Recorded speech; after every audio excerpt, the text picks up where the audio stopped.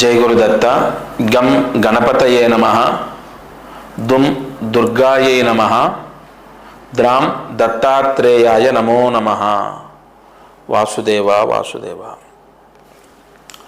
ఈ ఛానల్ వీక్షించేటటువంటి వారికి మనము నమ్మి భగవంతుడికి అంటే నమస్కారం చేస్తాం, పూజిస్తాం, ఎన్నో కర్మలని ఆచరిస్తాం.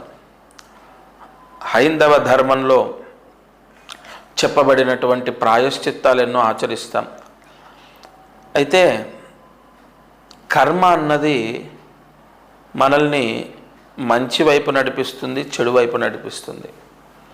మీ కర్మని బట్టి ఉంటుంది. అది చెడు ఫలితాన్ని ఇచ్చేదైతే చెడు వైపు, మంచి ఫలితాన్ని ఇచ్చేదైతే మంచి వైపు.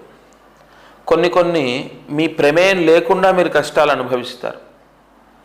ఇప్పుడు పెళ్లి చేసుకుంది ఒక యువతి, ఒక ఆవిడ పెళ్లి చేసుకున్నప్పటి నుంచి నరకం అనుభవిస్తుంది. ఇది ఆవిడ ప్రమేయం ఏముంది? ఆవిడ తెచ్చుకున్న కర్మ ఆ భర్తని, ఆ కుటుంబాన్ని ప్రసాదించింది. సరే, ఇంకొక వ్యక్తి ఉన్నాడు, ఒక చెల్లెలు, తల్లి, అలాగే ఇంకొక తమ్ముడు. వీళ్ళ ముగ్గురిని చూసుకోవాలి. అతను తండ్రి చనిపోయాడు. పెళ్లి చేసుకొని ముగ్గురు పిల్లల్ని కానీ చనిపోయాడు. అతని ఆయుష్ అక్కడికి తీరింది. ఆ వ్యక్తికి బాధ్యత నెత్తినబడింది. ఆ పని ఈ పని చేస్తూ చెల్లెలు పెళ్లి చేయాలి, తమ్ముడిని చదివించాలి, లేదా తమ్ముడు చదువుకోకపోతే ఏదో ఒక దారి చూపించాలి, అమ్మని చూసుకోవాలి. ఇక్కడ ఇది తను తెచ్చుకున్నది కాదు. తను ఖచ్చితంగా అంటే తనకు తానుగా సృష్టించుకుంది కాదు. తను అంటే తన గత జన్మ నుంచి ఏదైతే అతని పుట్టుక ఉందో, ఆ గత జన్మ నుంచి వచ్చినటువంటి ఏదైతే బాధ్యత ఉందో అతని పైన పడింది. కష్టాలు అనేకం. మీరు ఒకటి గుర్తుపెట్టుకోండి, పెళ్ళి అవ్వట్లేదు, ముఖ్యంగా పెళ్లి గురించి పెళ్ళి అవ్వట్లేదు అంటే ఖచ్చితంగా జాతక దోషం ఒక్కటే కాదు, కర్మదోషం ఉంటుంది. ప్రశ్న లగ్నయోగాన్ని బట్టి, ప్రశ్నాశాస్త్రాన్ని బట్టి, ప్రశ్నారూఢాన్ని బట్టి అసలు పెళ్ళి ఎందుకు అవ్వట్లే? మీ గత జన్మ దోషాలు ఏమైనా ఉన్నాయా? గత జన్మలో మీరు పలానా వాళ్ళ కడుపులో పుట్టారు, పలానా జిల్లాలో పుట్టారు, ఇన్నేళ్ళు బ్రతికారు, ఈ వ్యాపారం చేశారు అనేవి ఎక్కడా రావు. అది అబద్ధం. కానీ గత జన్మలో మీరు ఏదైతే దోషం ఉందో అది ఈ జన్మలో అనుభవిస్తున్నారా అన్నది ఉంటుంది. అది ఎలాగండి? ఏమండి, మహర్షులు మనకు అందించిన శాస్త్రము దాన్ని లోతులో అర్థం చేసుకుంటే, దాన్ని ఔపోసన పడితే అంటే దాన్ని నేర్చుకుంటే ఎంతో జ్ఞానం వస్తుంది. ఎప్పుడైనా పంచమ స్థానంలో ఉదాహరణకు ద్వితీయాధిపతి పంచమంలో ఉన్నాడు అనుకోండి, గత జన్మలో రావాల్సినటువంటి డబ్బు కూడా ఈ జన్మలో మీకు వస్తుంది. అంటే అదేలా? గత జన్మలో ఎవరైనా మనకి ఇవ్వాల్సిన వాళ్ళు ఇప్పుడు ఇస్తారా?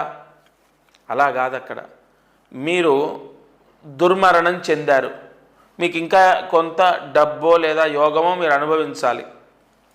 ద్వితీయాధిపతి పంచమంలో ఉన్నప్పుడు గత జన్మలో రావాల్సిన ఐశ్వర్యం, ఈ జన్మలో రావాల్సిన ఐశ్వర్యం అంటే రెండింతలు డబ్బు మీకు వస్తుంది, పేరు వస్తుంది, ప్రాపర్టీస్ వస్తాయి. అలాగే దశమాధిపతి, సప్తమాధిపతి ఇలా ఉంటాయి.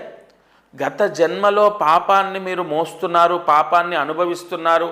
అది ఎలా చెప్పాలి అన్నదానికి ఉదాహరణ చెప్పాను. కాబట్టి పెళ్ళవ్వట్లేదు అంటే ఒక జాతకంలో కుజదోషం ఉంది, కుజదోషానికి జపం చేయించాను అయినా పెళ్ళవ్వట్లే. మరి ఎందుకు అవ్వట్లే? ఇక్కడ మన కర్మరాహిత్యం ఉంటుంది. మీరు ఒకటి ప్రశ్న వేసుకోండి, అస్సలు కనీసం పూజ చేయడండి, దేవుడికి మొక్కడు, దండం పెట్టడండి, కానీ వాడికి ఏమో అంతులేనంత డబ్బు, కార్లు, జనబలం, ధనబలం, నేనేమో దేవుణ్ణే నమ్ముకొని ఉన్నాను, నాకేంటి కర్మ అని చెప్పి అసలు ఆ భగవంతుడి మీద నమ్మకం పోతుందని చెప్పి చాలామంది వచ్చి చెప్తుంటారు నా దగ్గర. అతని పూర్వజన్మ బలము చాలా ఉంది. అందుకే ఈ జన్మలో నీకు చాతనైతే దాన ధర్మాలు చేయి, చాతనవ్వకపోతే ఒకళ్ళని ఏడిపించకు అని మేము ఎప్పుడూ చెప్తూ ఉంటాం. ఎందుకంటే వచ్చే జన్మన్న నువ్వు ఐశ్వర్యవంతుడే అవుతావు. ఇక పెళ్ళి అవ్వట్లేదు అన్నదానికి ఉంటుంది, మన యొక్క జన్మరాహిత్యంలో తెలుస్తుంది. నేను ఎంతోమందికి పెళ్ళి అవ్వనటువంటి వాళ్ళు, చాలామంది ఆస్ట్రాలజర్స్ దగ్గరికి వెళ్ళి ఎన్నో పూజలు జపాలు చేసిన వాళ్ళు నా దగ్గరికి వచ్చిన వాళ్లకు వివాహం వెంటనే వితిన్ 40 డేస్లో కుదిరే ఎన్నో పరిహారాలు చెప్పాను. అమ్మ, మీరు ఈ క్షేత్రానికి రుణమున్నారు, ఈ క్షేత్రానికి వెళ్ళి మీరు నిద్ర చేయాలి, పలానా పుష్యమి నక్షత్రంలో, మీ సప్తమాధిపతి నక్షత్రం అది, ఈ పుష్యమి నక్షత్రంలో మీరు నిద్ర చేస్తే ఖచ్చితంగా మీకు ఇటువైపు నుంచి సంబంధం వచ్చి పెళ్ళవుతుంది. ఇలాంటివి ఎన్నో ఉన్నాయి. అవి కాకపోతే ఇంకొక పరిహారం వాళ్ళ జాతకాన్ని బట్టి అక్కడ ఉంటుంది మనకు. అలాగే డబ్బు గురించి, అప్పుల బాధలు, ఆర్థిక ఇబ్బందులు, ఏమి చేసినా కలిసి రావట్లేదు, ఏం చేసినా కలిసి రావట్లేదు, ఒక్క రూపాయి కూడా చేతిలో నిలబడట్లేదు అంటూ ఉంటారు. ఇలా ఎన్నో విషయాలు ఉంటాయి. పెళ్ళి గురించి కానీ, భర్త గురించి కానీ, పిల్లలు మారట్లేదు, చెప్పిన మాట వినట్లేదు, వాళ్ళకి ఎగ్జామ్స్ అలాగే మిగిలిపోయాయి, ఎగ్జామ్స్ కంప్లీట్ అవ్వట్లేదు, ఇలా ఎన్నో ఉంటాయి. కాబట్టి ఒక గృహము, లేదంటే డబ్బు, లేదంటే రావాల్సిన డబ్బు రావట్లేదు. మీరు చూడండి, చాలామంది వాళ్ళ డబ్బులు ఇతరుల చేతిలో ఉండి ఎంతో టార్చర్ అనుభవిస్తున్నారు, రావాల్సిన డబ్బు రాక ఇబ్బందులు పడుతున్నారు. కాబట్టి ఇవన్నీ కూడా ఒక జాతక దోషాలే కాదండి, మన గత జన్మ దోషాలు, కర్మ దోషాలు, వంశ దోషాలు ఇలా చాలా ఉంటాయి. ఒక్క జాతకాన్నే నేను లెక్క వేయను. జాతకం చూస్తాను, గ్రహస్థితి చూస్తాను, లగ్నయోగం చూస్తాను, ప్రస్తుత దశ చూస్తాను, దశాయోగం చూస్తాను, అలాగే వంశయోగము, వంశదోషాలు, కర్మదోషాలు ఇవన్నీ చూసి పరిహారం ఇస్తాను. అందుకే ఎంతోమంది నన్ను కలిసిన వాళ్ళు లేదా నాతో ఫోన్లో మాట్లాడిన వాళ్ళు సక్సెస్ అవుతున్నారు. అంతెందుకు, చాలామందికి డేట్ ఆఫ్ బర్త్ కరెక్ట్గా తెలియదు, టైమ్ ఆఫ్ బర్త్ కూడా కరెక్ట్గా తెలియదు. అయినా మనం ఎలా వాళ్ళకు పరిహారాలు ఇస్తున్నాం? అదే ఇక్కడ రహస్యం. సపరేట్గా కొన్ని కోర్సులు ఉంటాయి.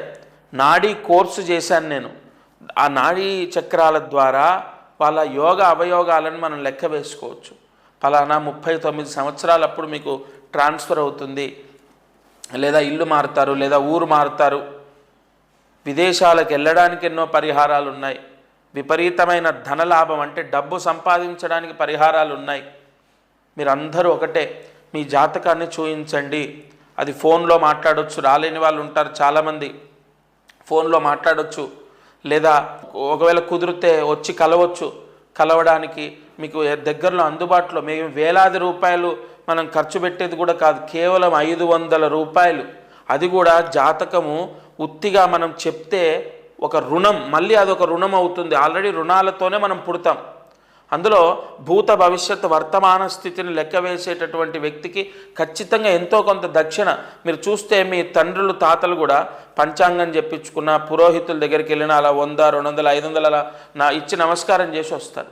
ఎందుకంటే అది చాలా తీరని రుణం.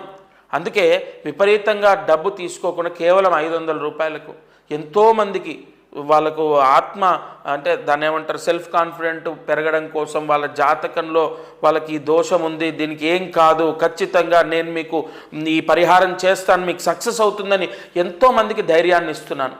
తప్పకుండా మీ జాతకంలో మీ సమస్యకు పరిష్కారం ఉంటుంది.